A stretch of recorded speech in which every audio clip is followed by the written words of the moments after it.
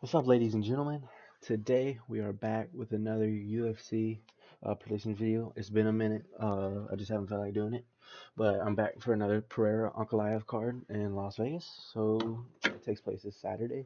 So I'm gonna be making my picks, and if there's any changes during the week, like if a fight falls out and they replace it with somebody, I'll just post the predictions on my community page. So let's just get started with the first fight of the night: Veronica Hardy versus Brogan Walker. It's a flyweight bout. Not too much um, thinking goes on here. She's a huge favorite. She's lost. Mora isn't the worst opponent to lose to, and her other was Bia Malecki. Like, who is that? She, but I wanted to point something out. She beat Juliana Miller. Uh, Brogan Walker lost to Juliana Miller by knockout. So this one's pretty easy. Don't put too much thought into it. But it's pretty easy right here.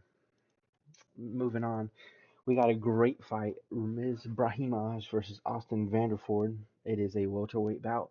Ramiz coming off two first round finishes, both of them brutal. One of them the Mickey Gall fight, and then the other the Billy Ray Golf fight. And then Vanderford's coming off his UFC debut after fighting Bellator. That's what he's famous for. He's also famous for being Paige VanZant's husband, but that's besides the point. In this fight, it's really going to come down to the wrestling, I believe. Neither of these gentlemen have great striking, um, but they don't have terrible, so that doesn't make sense. I apologize. But Austin Vanford, I think he's a much better wrestler. We've seen Ramiz Brahimaj struggle with a heavy wrestling opponent in Court McGee, and that's not a great loss to have in the 2020s. So to me, it's pretty easy here. Vanderford by decision. Brahimaj is pretty tough, so I don't think he's going to get the finish, but I do believe Vanderford's going to be able to get him down and control him.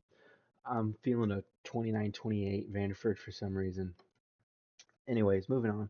Next up, we got a great fight here: Punahele Soriano versus Nikolai Valentinnikov.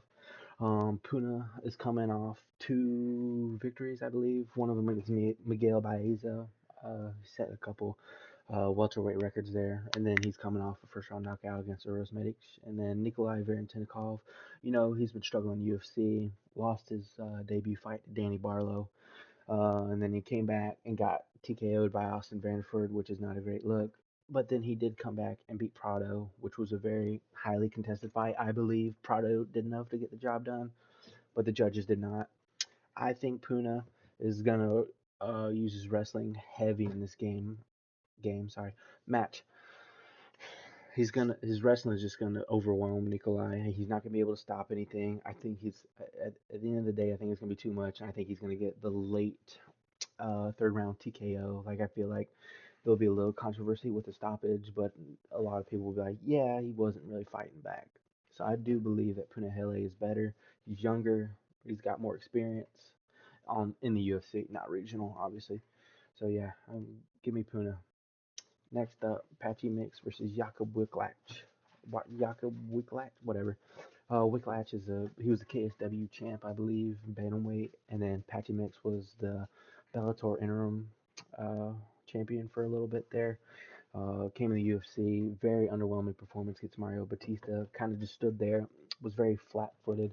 A lot of people were super disappointed with how the Patchy Mix Bautista fight went on. I'm not gonna lie, I don't know too much about Wicklach. However, I'm actually gonna go with the underdog pick here.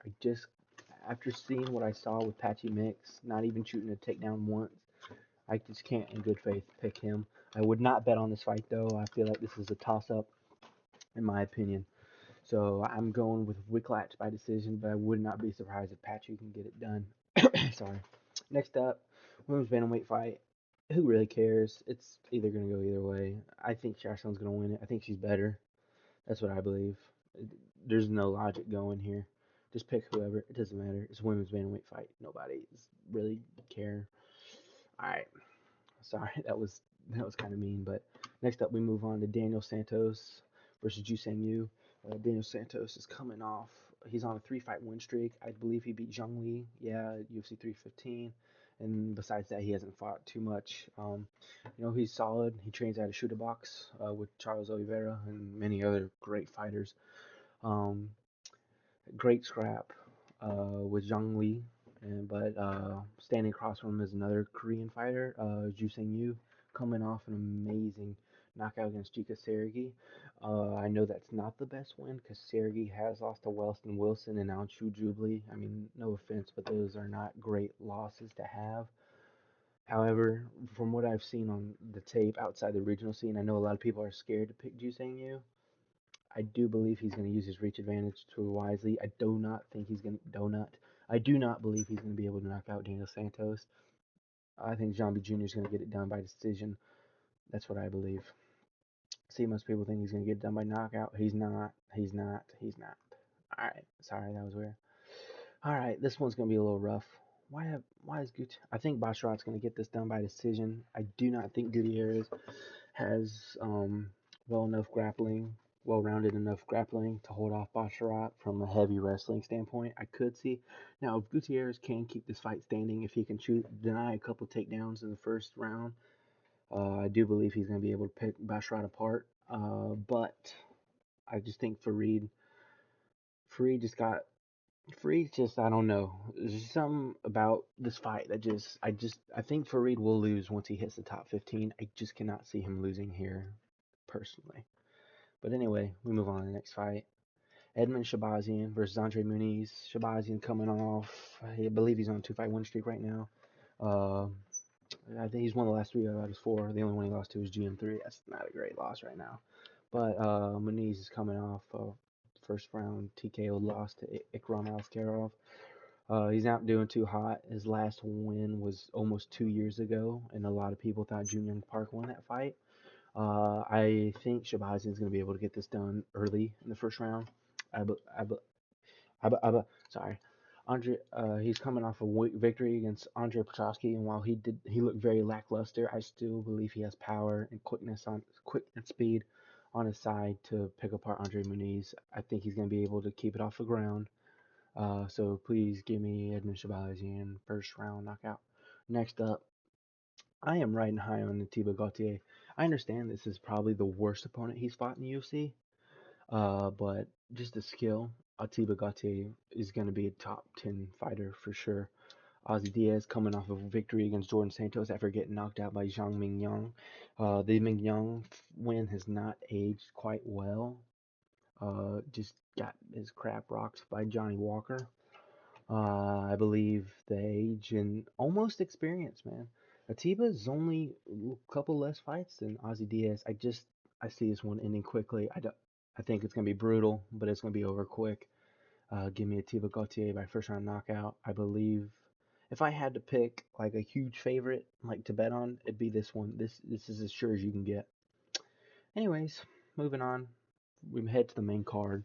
And I apologize if this video is rushed. I'm still trying to get back into things, so please come back for the next video for UFC Oliveira versus Aziz. No, sorry. It's Gamrot now. Whatever. Anyway, Joe Pyfer versus Abus Magomedov is going to open the first round. First, first main card. Pyfer coming off 2 victories against Marc-Andre Barrios, first round knockout back at International Fight Week of 2024. And then he just beat Kelvin Gastelum by decision, knocked him down twice. Boost Magomedov is on a 3-fight win streak, I want to say. Yeah, with wins over Michel Pereira, finishing Bruno Ferreira, and beating Wally Alves by decision. I believe that Joe Pyfer's going to get this one done. I don't think both of these guys are quick starters, but I do believe that if it does end up going to the later rounds, Pyfer will win. I just don't see how I just don't see a boost beating Pyfer in the later rounds. I believe Pyfer's just better all around. You know, he is at a reach advantage, but Pyfer's he's got some crazy power if I'm being completely honest. So I think Joe Pyfer by first round knockout is pretty easy to predict. However, a boost I think Pyfer's got a good chin. I don't see really a path of victory for a boost unless he starts wrestling. That's the only path of victory. So anyway, move on to the second fight on the main card, Josh Emmett versus Zalal. Now, a lot of people are picking Zalal a lot of people are picking Emmett because they do not like Zalal. Everybody's calling him boring, that he's a sprinter. You have one bad round against Calvin Kattar, and then everybody forgets of what a kill you are. He dominated Kattar in that first 2 rounds. It was a fun fight. In 2024, he had 3 submissions, 2 of them coming in the first round, which is very impressive. I think sorry, only 2 of them came in only one of them came in the first round. I need to stop worrying so much about details, whatever. But Zalal's a solid fighter. He's got solid stand up. I don't think Josh Emmett's gonna be able to touch him. I could see this one being a little boring, even though Zalal tends to be a fun fighter. I do see this one being boring. He's got a great chin as well. He literally went to a decision against Ilya Topuria. I think it's very unlikely that Josh Emmett finds the button. I think he's just gonna sit and throw overhands, chase him down the octagon. So yeah, give me Zalal by decision. Anyways, we move on to this absolute banger of a fight. Like I could cry on how good it is. Yuri Prohaska versus Khalil Roundtree Jr.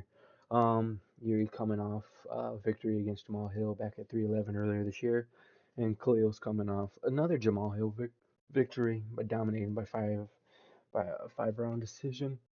I dropped him 3 times. I think in that third round it was brutal. But anyway, I think this is gonna be a firefight. I can see. I honestly, this is a toss-up to me. I could see any guy winning. I could see Yuri being too wild for Khalil, and I can also see Khalil, kind of standing in the storm of Yuri and stopping him, finding a kill shot. Both these guys are strong, powerful strikers. I do not see this one hitting the mat at all. I think this is gonna be a stand-up battle. However, I do think Yuri is gonna find that chin in the second round by TKO. Uh, He's only got finishes. I think this fight ends in a finish. I think it's very unlikely it goes to a decision because both guys have a tendency to let their chin get hit, but they also have crazy tons of power. Let's see what people are saying. Most people think Yuri gets win. I do think Yuri gets the win. I think he's the better fighter overall. However, I am not counting out Khalil in the slightest. So yeah, that's what I think for the major fight. Moving on to the co-main event for the UFC bantamweight title, Merab Dvalishvili versus Corey Sandhagen. Corey Sandhagen, good defensive grappling, was kind of almost out wrestled Umar in their fight. However, it was just a strike-in.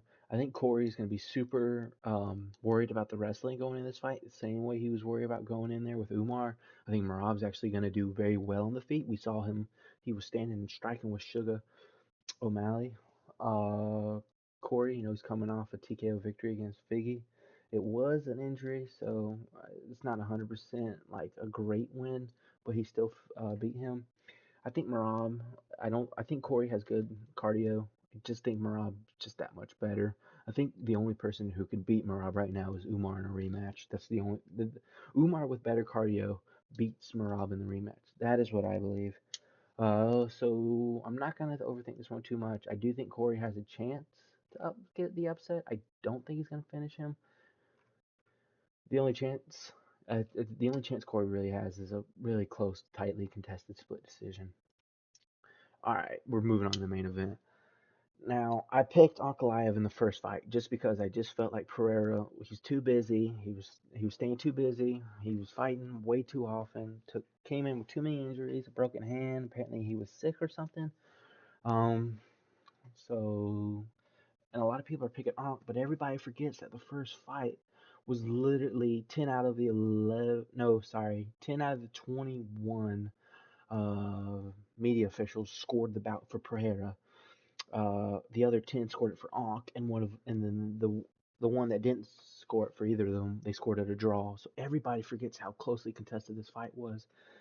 every time with every time there's a really closely tight contested fight, and then they do the rematch, they try to play it off as, oh, it wasn't even close. I don't even know why they're doing this rematch. It happened with Dricus and Sean. Everybody tried to play it off as, okay, well, Dricus obviously beat Sean in the rematch. Why are we even doing this?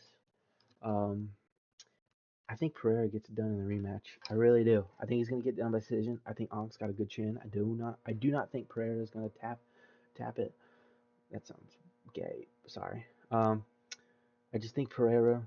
I There's something about this fight where I felt it coming in with the first fight. I just felt like Pereira was gonna win, and with the first fight, I just felt like Ankalaev was gonna win. I just think Pereira is gonna get this decision. I think he's gonna do it. I think he's gonna do it. I think he's everything he struggled with in the first fight. I think he's an intelligent fighter, and I promise you, he has made the changes. Pereira by decision. That's all I gotta say. Peace out. Tune in next week for Oliveira Gamrot predictions. Let's go.